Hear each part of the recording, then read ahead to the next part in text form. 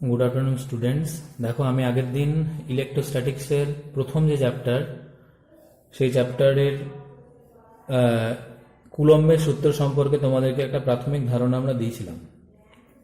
সেখান থেকে আমরা পেয়েছি এসআই পদ্ধতিতে শূন্য মাধ্যমে তড়িৎভেদ্যতার মান হলো এপসিলন 0 সমান 8.85 ইন্টু 10⁻⁻12 সি স্কোয়ার, মানে coulomb square newton inverse metre to the power -2। এটা ছিল শূন্য মাধ্যমে তড়িৎভেদ্যতার মান। এবার যদি আমরা এই এপসিলন 0-র মান বসাই, তাহলে এই 1/4 এপসিলন 0 এই রাশিটার একটা মান আমরা পাই, যেটার মান হচ্ছে 9 into 10⁻9 newton metre square C to the power -2। বোঝা গেল? অর্থাৎ newton metre square per coulomb square. কারণ এটা হচ্ছে এপসিলন 0-র অনন্যক হবে, তাহলে 1/4 এপসিলন 0-র ইউনিট হবে এপসিলন 0-র ইউনিট যা ছিল তার অনন্য। সেই জন্য এটার ইউনিট হচ্ছে newton metre square coulomb to the power -2। এবার আমরা এই যে আধানের যে স্থির তড়িৎ একক, সেইগুলো সংজ্ঞা আমরা পড়ব। আধানের স্থির তড়িৎ এককের সংজ্ঞা। স্থির তড়িৎ এককের সংজ্ঞা, আধানের স্থির তড়িৎ এককের সংজ্ঞা। তো দেখো, প্রথমেই বলি সিজিএস পদ্ধতিতে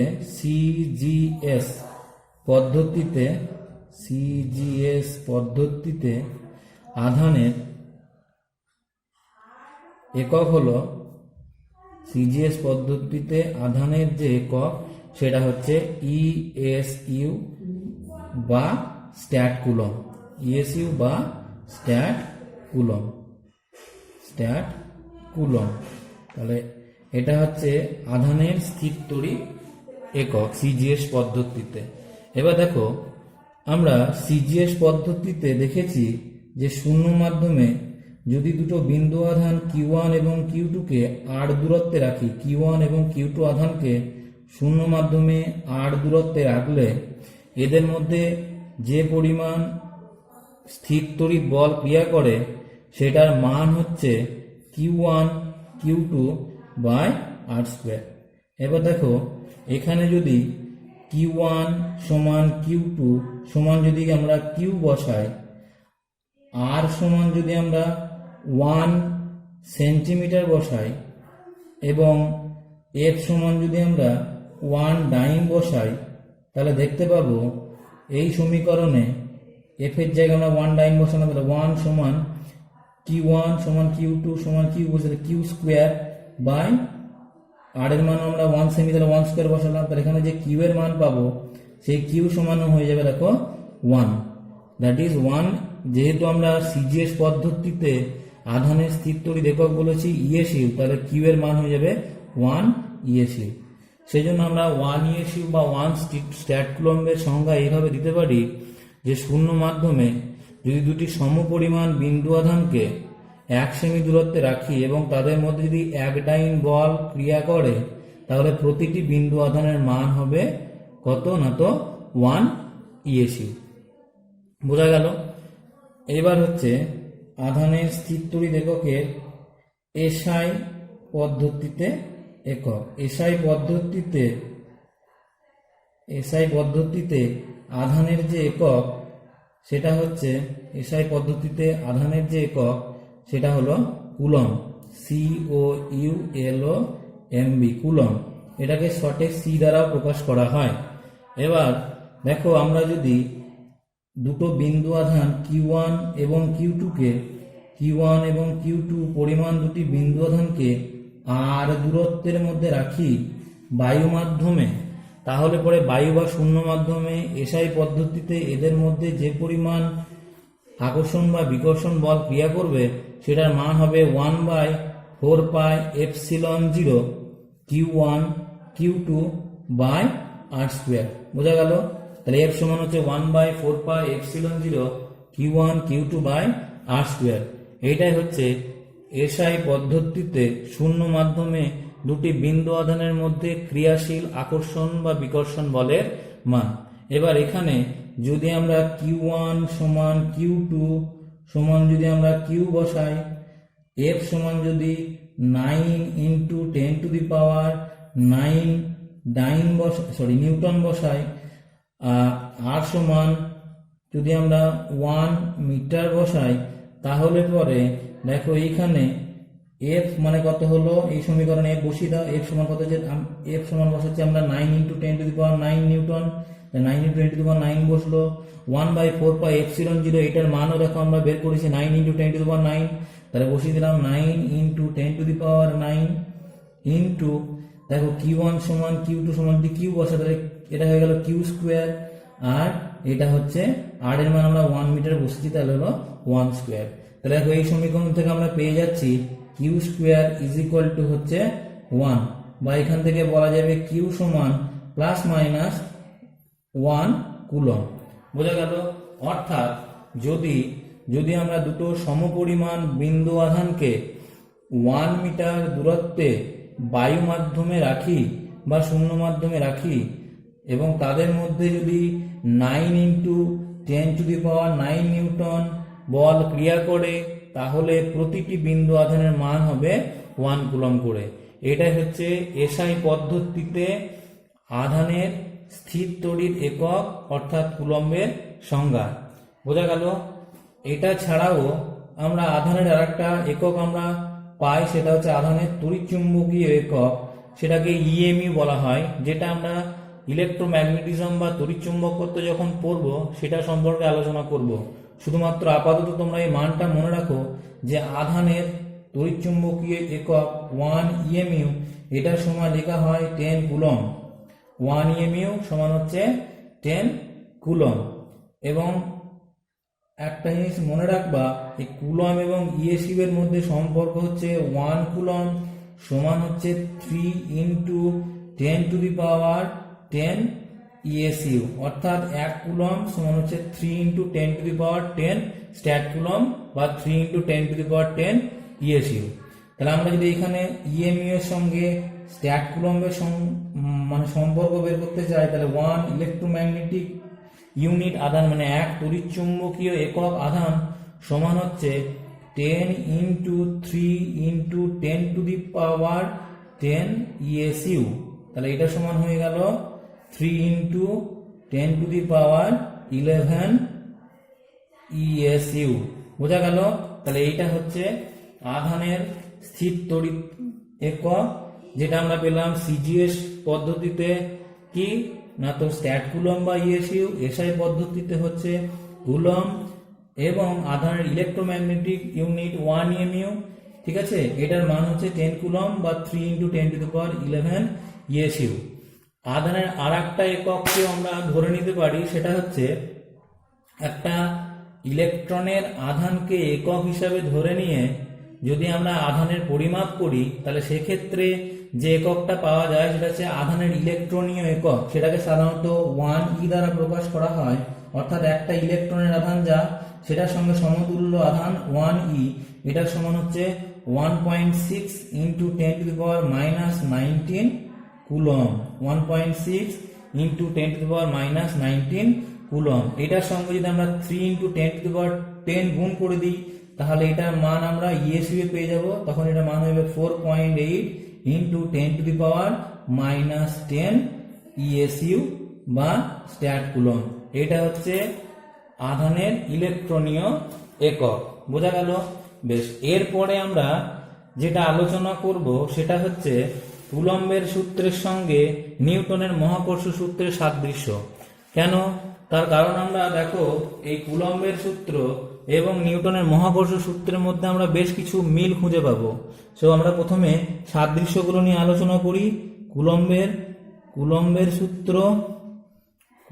সূত্র এবং নিউটনের মহাকর্ষ সূত্রের মধ্যে সাদৃশ্য। নিউটনের মহাকর্ষ সূত্রের মধ্যে সাদৃশ্য, নিউটনের মহাকর্ষ সূত্রের সাদৃশ্য। ঠিক আছে, বেশ, প্রথম যে সাদৃশ্যটা নিয়ে আমরা আলোচনা করবো সেটা দেখো, দেখো আমরা জানি যে যদি দুটো বিন্দু আধান Q1 এবং Q2 তাদেরকে আমরা r দূরত্বে সেপারেট করে রাখি, তাহলে তাদের মধ্যে যে পরিমাণ আকর্ষণ বা বিকর্ষণ বল ক্রিয়া করে, সেই আকর্ষণ বা বিকর্ষণ বলের মান যদি আমরা Fc বলি, তাহলে সেই কুলম্বীয় আকর্ষণ বা বিকর্ষণ বলের মান Fc ব্যস্তানুপাতিক হয়ে যায় r স্কোয়ারের সাথে। ঠিক আছে, অর্থাৎ তাদের মধ্যবর্তী দূরত্বের বর্গের ব্যস্তানুপাতিক। ঠিক একই রকম ভাবে আমরা যদি দুটো বস্তু কণা নিই, ঠিক আছে, একজনের ভর মনে করো m1 আর একটা বস্তু কণার ভর মনে করো m2, ঠিক আছে, এবং তারা যদি r দূরত্বে আমরা সেপারেট করে রাখি তাদেরকে, তো তাদের ভরের জন্য এদের মধ্যে যে পরিমাণ মহাকর্ষ বল ক্রিয়া করবে সেটাকে যদি আমরা Fg দ্বারা প্রকাশ করে থাকি, তাহলে সেই Fg ভ্যারিজেস হয়ে যায় 1/r স্কোয়ার। বোঝা গেছে কেন? কারণ আমরা Fc এর মান দেখেছি, Fc সমান হচ্ছে 1/4πε0 Q1 Q2 r স্কোয়ার। এটা হচ্ছে শূন্য মাধ্যমে এসআই পদ্ধতিতে মান। এবং এদের মধ্যে যদি আমরা গ্র্যাভিটেশনাল ফোর্স বের করি দুটো বস্তু কণার মধ্যে যাদের ভর m1 এবং m2 এবং মধ্যবর্তী দূরত্ব r, সেই Fg এটার মান হচ্ছে g into m1 m2/r square. অর্থাৎ আমরা দেখতে পাচ্ছি এই দুটো বলই 1/r স্কোয়ারের সঙ্গে ভ্যারি করছে। অর্থাৎ কুলম্বীয় বল এবং মহাকর্ষ বল উভয়েই ইনভার্স স্কোয়ার ল মেনে চলছে। ঠিক আছে, তাহলে আমরা এটা বলতে পারি both forces obey inverse square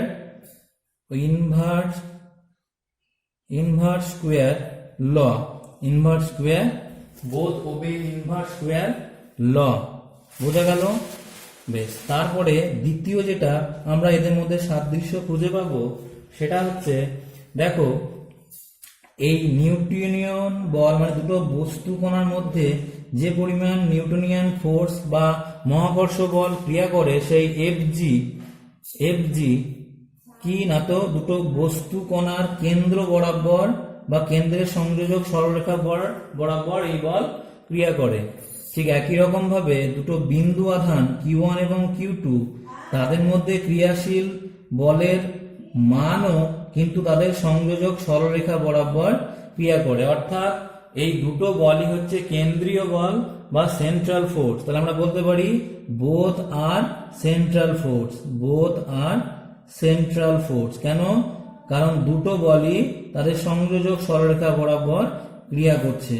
ঠিক আছে, কুলম্বীয় বল আধান দুটির কেন্দ্রের সংযোজক সরলরেখা বরাবর ক্রিয়া করে এবং মহাকর্ষ বল বিন্দু মানে দুটো বস্তু কণার যে কেন্দ্র, সেই কেন্দ্রের সংযোজক সরলরেখা বরাবর ক্রিয়া করে। ঠিক আছে, তৃতীয় যে সাদৃশ্যটা আমরা পাবো সেটা হচ্ছে কি না তো বোথ আর সেন্ট্রাল ফোর্স বা কনজারভেটিভ ফোর্স ফিল্ড, বোথ আর কনজারভেটিভ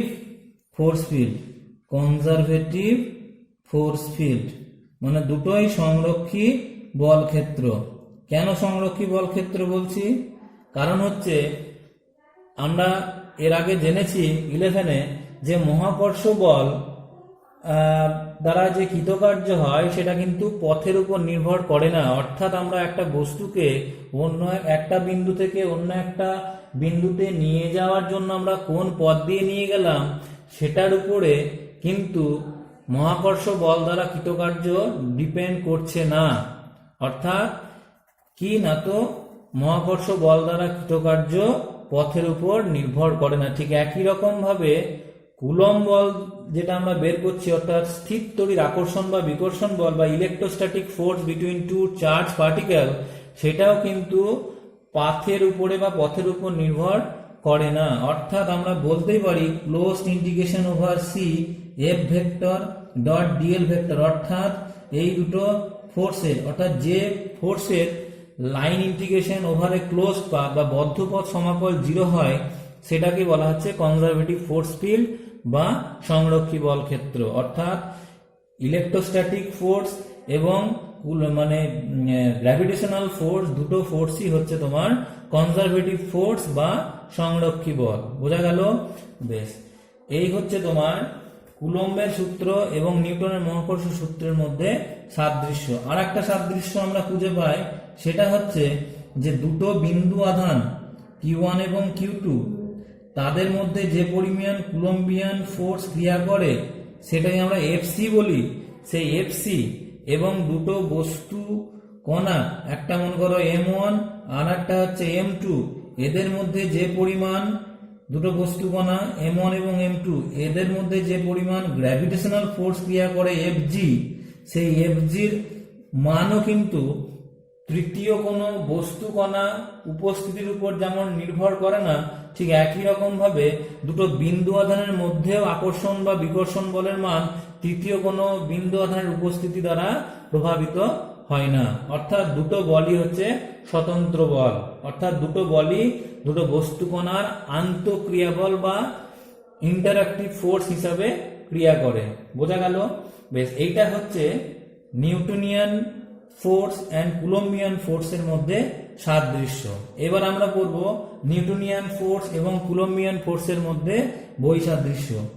নিউটনিয়ান ফোর্স মানে মহাকর্ষ বল এবং কুলম্বীয় বলের বা কুলম্বীয় সূত্রের, যেটা আমরা কুলম্বের সূত্র থেকে পাই, ঠিক আছে, মহাকর্ষ বল এবং কুলম্বীয় বলের বৈসাদৃশ্য। কি বৈসাদৃশ্য? দেখো, আমরা জানি যে নিউটনিয়ান ফোর্স বা তোমার মহাকর্ষ বল সর্বদাই আকর্ষণ প্রকৃতির হয়। মহাকর্ষ বল সর্বদাই আকর্ষণ প্রকৃতির হয়, মানে দুটো বস্তু কণার মধ্যে যে বল ক্রিয়া করে সেটা সর্বদাই কিন্তু আকর্ষণ বল, এখানে বিকর্ষণ বলের কিন্তু কোনো অস্তিত্ব নেই। কিন্তু কি না, তো এই কুলম্বিয়ান ফোর্স মানে দুটো বিন্দু আধানের মধ্যে যে পরিমাণ বল ক্রিয়া করে সেটা কিন্তু আকর্ষণও হতে পারে, বিকর্ষণ বলও হতে পারে, তাই তো? কেন? কারণ যদি আমরা সমধর্মী বিন্দু আধানের মধ্যে ক্রিয়াশীল বলের কথা বিচার করি তাহলে সেক্ষেত্রে বিকর্ষণ বল হবে। একটা মানে বিষমধর্মী আধান যদি আমরা নিই, ঠিক আছে, দুটো বিষমধর্মী আধানের ক্ষেত্রে যে পরিমাণ বল ক্রিয়া করবে সেটা সর্বদাই আকর্ষণ প্রকৃতির হবে। অর্থাৎ কুলম্বিয়ান ফোর্স বা কুলম্বীয় বল সেটা আকর্ষণ হতে পারে, বিকর্ষণ হতে পারে, কিন্তু মহাকর্ষ বল সর্বদাই আকর্ষণই হয়, বিকর্ষণ ঘটে না। ঠিক আছে, তাহলে আমরা কি লিখলাম? মহাকর্ষ বল সর্বদাই আকর্ষণ বল, কিন্তু কুলম্বিয়ান ফোর্স বা কুলম্বীয় বল আকর্ষণ বা বিকর্ষণ উভয়ই হতে পারে। আকর্ষণ বা বিকর্ষণ উভয়ই হতে পারে। বোঝা গেল? বেশ, এটা গেল তোমার একটা বৈসাদৃশ্য। আর একটা খুব ইম্পর্টেন্ট বৈসাদৃশ্য বা পার্থক্য নিউটনিয়ান ফোর্স এবং কুলম্বিয়ান ফোর্সের মধ্যে পাওয়া যায়, সেটা হচ্ছে, দেখো আমরা বলেছি যে দুটো বিন্দু আধানের মধ্যে যে পরিমাণ কুলম্বিয়ান ফোর্স ক্রিয়া করে সেই কুলম্বীয় বল কিন্তু এফসি, যদি আমরা বলি এই এফসি এর মান আধান দুটিকে কোন পারিপার্শ্বিক মাধ্যমে রেখেছি সেই মাধ্যমের উপর নির্ভর করে। এফসি এর মান পারিপার্শ্বিক মাধ্যমের উপর নির্ভর করে,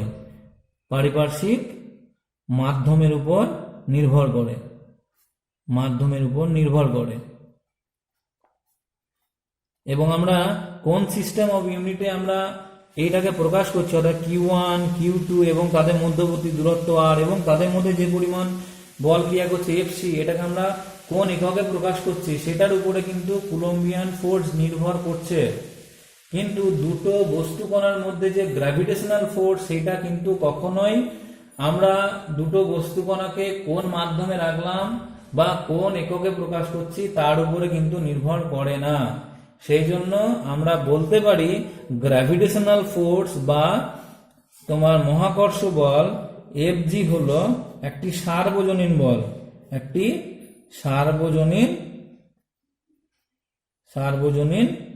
সেই জন্য কুলম্বিয়ান ফোর্সকে বা কুলম্বের যে সূত্র সেটাকে সার্বজনীন সূত্র বা ইউনিভার্সাল ল বলা যায় না। কিন্তু গ্র্যাভিটেশনাল ল এটাকে কিন্তু আমরা ইউনিভার্সাল ল বলতে পারি। কেন? তার কারণ হচ্ছে গ্র্যাভিটেশনাল ল কিন্তু সব জায়গাতে সমান, মাধ্যমের প্রকৃতির উপর কিন্তু নির্ভর করছে না। এটা হচ্ছে নিউটনের সূত্র এবং কুলম্বের সূত্রের মধ্যে বৈসাদৃশ্য। বেশ, এইবার আমরা যেটা পড়তে যাব সেটা হচ্ছে vector form of Coulomb's law, কুলম্বের সূত্রের ভেক্টর রূপ। ঠিক আছে, কুলম্বের সূত্রের ভেক্টর রূপ, কুলম্বের সূত্রের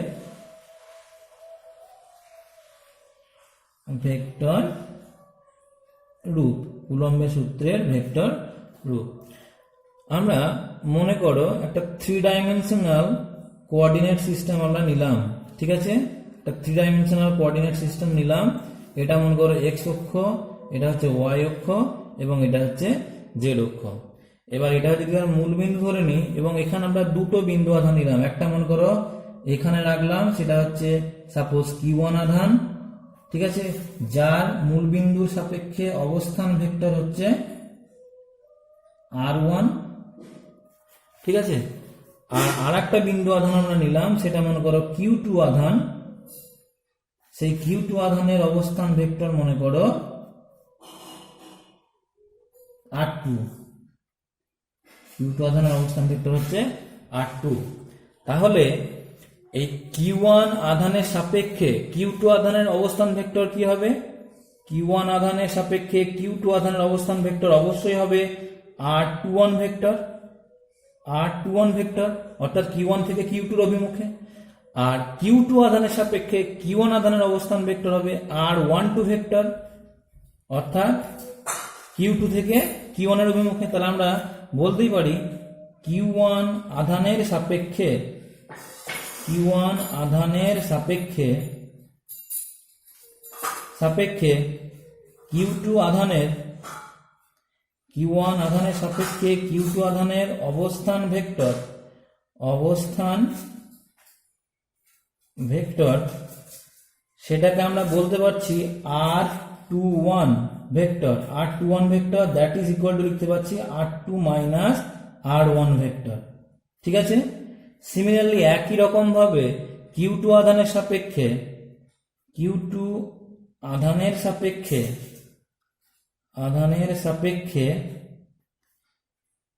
Q1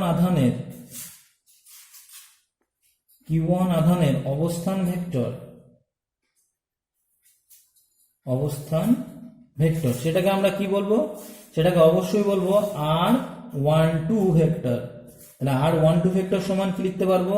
R1 vector minus R2 vector, অর্থাৎ Q2 আধানের সাপেক্ষে Q1 আধানের অবস্থান ভেক্টর হচ্ছে R12 vector, that is R1 vector minus R2 vector. এবার এই R21 ভেক্টর এটা সমান দেখো লেখা যায় R21 এর মান ইন্টু R21 ক্যাপ, অর্থাৎ Q2 থেকে Q1 এর অভিমুখে একটা একক ভেক্টর। যদি আমরা R21 ক্যাপ নিই তাহলে R21 ভেক্টর সমান হয়ে যাবে R21 ইন্টু R21 ক্যাপ। ঠিক আছে, আর R12 ভেক্টর এটা সমান লিখতে পারবো R12 ইন্টু R12 ক্যাপ, অর্থাৎ Q2 থেকে Q1 এর অভিমুখে একটা একক ভেক্টর দিয়ে যদি আমরা R12 কে গুণ করে দিই তাহলে R12 ভেক্টর আমরা পেয়ে যাব। ঠিক আছে, তাহলে এখানে R21 টা কি হলো? R21 ক্যাপ এটা সমান লিখতে পাচ্ছি Q2 আধান, মানে Q1 আধান থেকে আর কি, Q1 আধান থেকে Q2 আধানের অভিমুখে একক ভেক্টর। বোঝা গেল? অর্থাৎ Q1 থেকে Q2 এর অভিমুখে একক ভেক্টরটা আমরা বলতে পারছি R21 ক্যাপ। সিমিলারলি একই রকম ভাবে R12 ক্যাপ এটা সমান আমরা কি বলতে পারবো? এটা সমান বলতে পারবো Q2 আধানের থেকে Q1 আধানের অভিমুখে একক ভেক্টর। ঠিক আছে, অর্থাৎ Q2 থেকে Q1 এর অভিমুখে একক ভেক্টরটা কি হচ্ছে? R12 cap. বোঝা গেল? বেশ, এবার দেখো এই Q1 আধানটা Q2 আধানের উপরে একটা বল প্রয়োগ করবে। তাহলে আমরা লিখতে পারি Q1 আধানের জন্য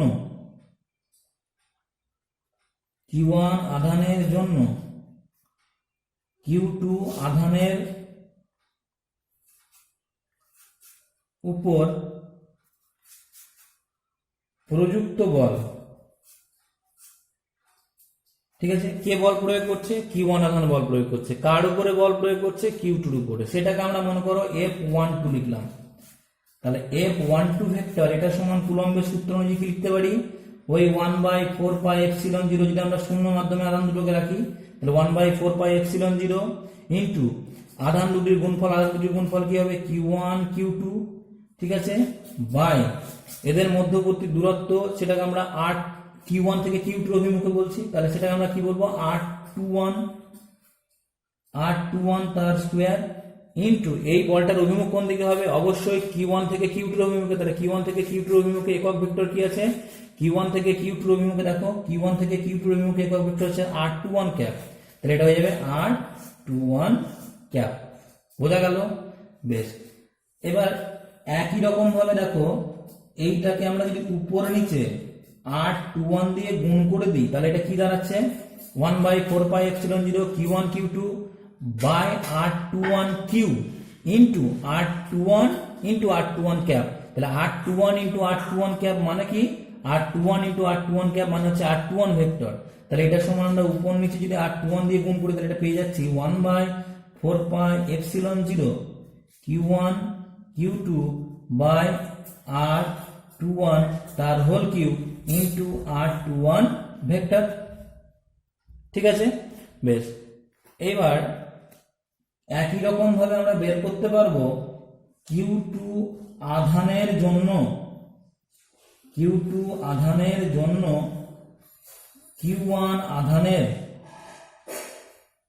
আধানের উপর ক্রিয়াশীল বল,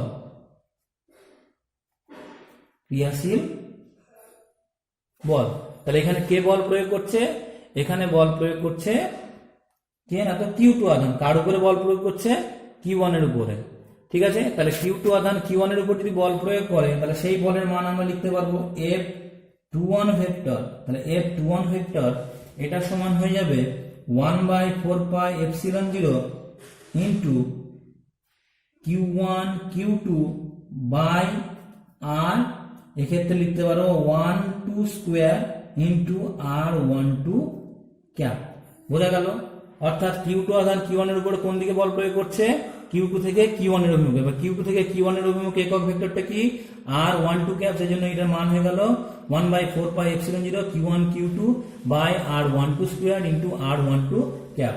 সিমিলারলি একই রকম ভাবে যদি আমরা এটাকে উপর নিচে R12 দিয়ে গুণ করে দিই, তাহলে এটা সমান হয়ে যাবে 1/4πε0 Q1 Q2 by R12 Q into R12 vector. ঠিক আছে, এইবার দেখো Q1 থেকে Q2 যে দূরত্ব, সেটা যদি আমরা R21 বলি, দূরত্বের মানটাকে R21 বলি, আর Q2 থেকে Q1 এর দূরত্বের মানটাকে R12 বলি, দেখো দুটোর মানই সমান। সেটাকে আমরা মনে করো ধরে নিলাম স্মল r। তাহলে যেহেতু R21 সমান R12, এটা সমান হচ্ছে স্মল r। ঠিক আছে, অতএব এই মানটা যেহেতু সমান, তাহলে অবশ্যই এদের মধ্যে ক্রিয়াশীল যে বলের মানটা হবে সেটা কত হবে? 1/4πε0 মানে মড অফ F12 সমানই লিখতে পারো মড অফ F21। অর্থাৎ Q1 আধান Q2 এর উপরে যে পরিমাণ বল প্রয়োগ করে, Q2 আধান ও Q1 এর উপর ঠিক একই পরিমাণ বল প্রয়োগ করছে, বলের মানটা সমান। সেই মানটা কত? 1/4πε0 Q1 Q2 by R square. ঠিক আছে, Q1 Q2 by R square.